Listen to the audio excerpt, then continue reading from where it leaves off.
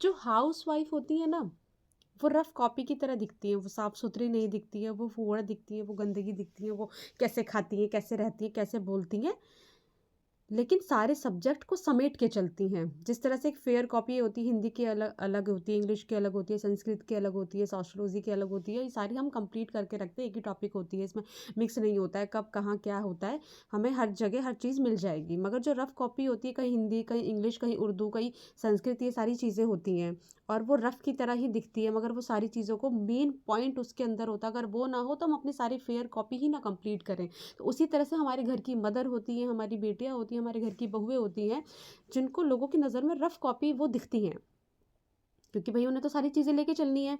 यहाँ एक काम करने जाती हैं, 10 काम करके आती हैं। तो खाना भी देखना है, नहाना भी देखना है, धोना भी देखना है, बच्चे भी देखने हैं, बुजुर्ग भी देखने हैं, दवाई भी देखनी है, ये सारी चीज़ें उनको मैनेज करके चलनी है। तो उसमें से 10 में से वो 2 चीज़ें भूल भी जाती हैं, यहाँ रखा है तो वहाँ ढूंढती हैं।